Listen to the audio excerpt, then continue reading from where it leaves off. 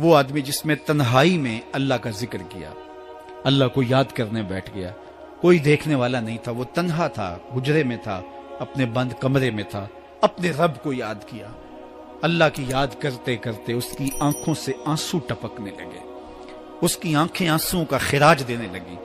تو میرے اور آپ کے آقا و مولا نے فرمایا کہ یہ آنسو اتنے قیمتی ہیں، ان آنسوؤں کے بدلے میں قیامت کے دن اسے عرش الہی کا سایہ نصیب ہوگا، عرش الہی کا سایہ اسے نصیب ہوگا ان آنسوؤں کے بدلے میں۔ رومی علیہ رحمہ فرماتے ہیں جہاں پانی گرتا ہے وہاں سبزہ اگتا ہے، جہاں آنسو گرتے ہیں وہاں رحمت اترتی ہے۔ تو اس لیے جو اللہ کی یاد میں رونے کا لطف ہے اور اللہ کی یاد میں آنسو بہانے کا اجر اور صلہ رکھا گیا ہے، یہ گناہوں کو دھو ڈالتا ہے، یہ اندر کی صفائی اور ستھرائی کا سبب اور ذریعہ ہے۔ میرے اور آپ کے آقا و مولا نے فرمایا راتوں کی تنہائیوں میں اٹھ کے قرآن پڑھا کرو اور قرآن پڑھتے ہوئے رویا کرو۔ پھر فرمایا فَإِلَّمْ تَبْكُوا فَتَبَاكُوا، اگر رونا نہ آئے تو رونے کی کوشش کیا کرو۔ حضرت داتا گنج بخش علی حجویری سے ایک مرید نے کہا حضرت اگر رونے کی کوشش کریں پھر بھی رونا نہ آئے، فرمایا پھر اپنے مقدر پہ رویا کرو۔ تم اتنے سنگ دل ہو گئے ہو کہ تمہاری آنکھیں آنسوں کا خراج نہیں دیتی۔ جو رونا نہیں جانتا وہ اللہ کی رحمتوں کو اور اللہ کی کرم نوازیوں کو کیسے سمیٹ پائے گا؟ بچہ روتا ہے تو ماں دودھ دیتی ہے، جب بندہ اللہ کے حضور الہو زاری کرتا ہے، عجز کرتا ہے، انکساری کرتا ہے تو اللہ کی رحمتوں کو جوش آتا ہے اور اللہ تعالیٰ کی رحمتیں اس پہ برستی ہیں، اور اس کے نہ صرف گناہ معاف ہوتے ہیں بلکہ اللہ تعالیٰ اس کے گناہوں کو بدل کے نیکیوں میں تبدیل کر دیتا ہے۔ ایک فقیر تھا، ملنگ درویش، اللہ کا بندہ، اس کی عادت یہ تھی کہ اپنے ڈیرے پہ آنے والوں کو کھلاتا، ان کو پلاتا، ان کی ضروریات کا خیال رکھتا، لیکن ان کو مالی آسودگیاں نہیں تھی۔ ہوتا یہ تھا کہ بعض اوقات لوگ آتے تو ادھار لے کر کے وہ لوگوں کو کھلا دیتا۔ خیر چونکہ فقیر کا مزاج یہ ہوتا ہے کہ لوگ آئیں اس کے ڈیرے سے کھائیں، بابا بلے شاہ نے بھی کہا تھا نا، اٹ کھڑک کے دکڑ بجے تتا ہووے چلا، آن فقیر کھا کھا جاون راضی ہووے بلا۔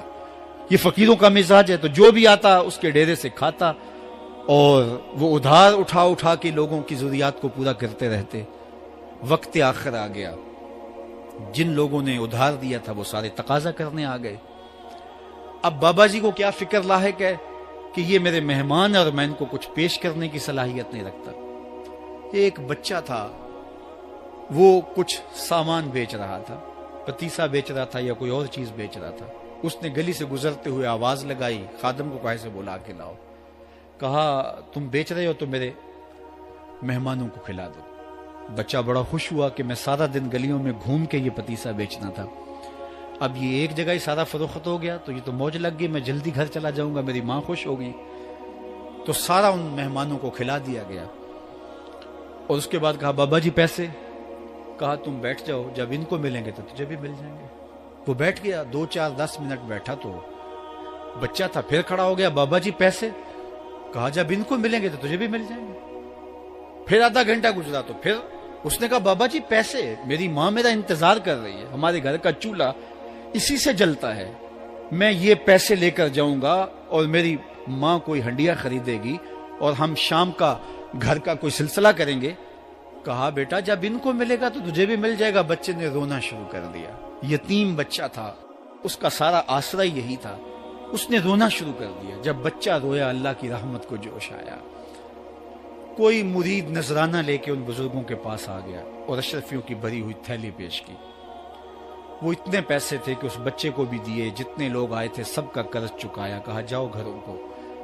تو سب نے کہا بابا جی ہم صبح سے بیٹھے ہوئے تھے تو یہ نذرانہ دینے والا صبح سے نہیں آیا تو اب کیسے آ گیا؟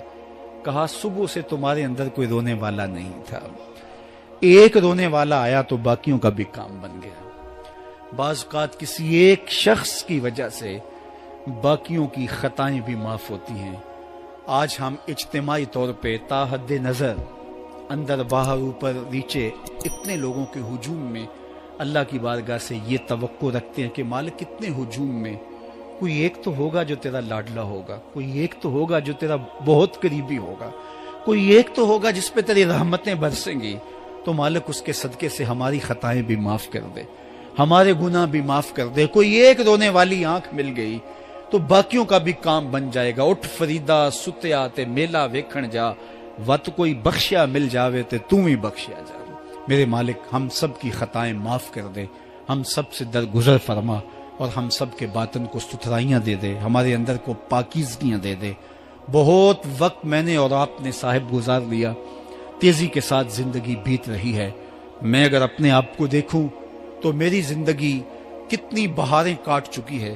اگر آپ اپنے آپ کو دیکھیں، کوئی 60 سال، کوئی 20 سال، کوئی 25 سال، زندگی تیزی کے ساتھ گزر رہی ہے۔ بندہ جب سوچتا ہے کہ میں 40 سال کا ہو گیا ہوں تو آگے میری زندگی کے اگر 30 سال بھی ہیں تو 30 سال تو کافی ہیں، لیکن وہ پیچھے اگر پلٹ کے دیکھے تو 40 سال یوں گزر گئے جس طرح چٹکی بجائی جاتی ہے۔ جب چٹکی بجانے کے وقت میں 40 سال گزر گئے محسوس ہوتے ہیں، تو جو باقی 30 سال اگر ہوئے بھی، وہ تو گمان ہے میرا، وہ تو گمان ہے آپ کا، ہمیں تو ایک سانس کا بھی نہیں پتا۔ پوچھا گیا زندگی اور موت کے بارے میں کیا خیال ہے؟ کہا فجر پڑی ہے، پتہ نہیں ظہر پڑھ سکیں گے یا کہ نہیں۔ کہا اتنی لمبی امیدیں لگائے بیٹھے ہو، کہا ظہر پڑی ہے، پتہ نہیں عصر پڑھنے کا موقع نصیب ہوتا ہے کہ نہیں۔ کہا یہ بھی طول عمل ہے۔ ایک بولا عصر پڑی ہے، پتہ نہیں مغرب پڑھ سکیں گے یا کہ نہیں۔ کسی نے کہا ایک رکعت پڑی ہے، پتہ نہیں دوسری رکعت بھی پڑھنا نصیب ہوتی ہے یا نہیں۔ کہا یہ سب تمہارے منہوں کی باتیں ہیں، میں تو کہتا ہوں ایک طرف سلام پھیرا ہے، پتہ نہیں دوسری طرف سلام بھی پھیر سکیں گے یا کہ نہیں۔ کیا موت اتنی قریب نہیں ہے؟ ہم نے اپنی آنکھوں کے سامنے لوگوں کو جدا ہوتے یوں نہیں دیکھا ہے؟